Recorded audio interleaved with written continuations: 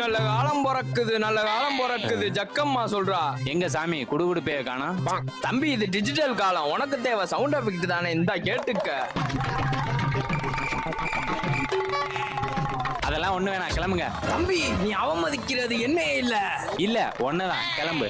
அவமானப்படுத்துறானே. எனக்கு என்ன, நீ எல்லாம் ரத்தம் கக்கி தான் சாவ போற. ரத்தம் கக்கியா? சாமி சாமி அப்படிவா வலிக்கு. தம்பியோட இருக்க கொஞ்சம் நெஞ்ச ரேகப்படி பார்த்தா தம்பிக்கு அரசு உத்தியோகம் இருக்கணுமே.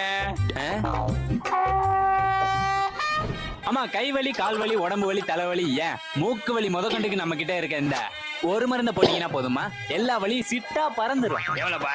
வாங்கினேன், 10 ரூபா. கரெக்டா? ரொம்ப கரெக்ட். ஜக்கம்மா சொல்றா.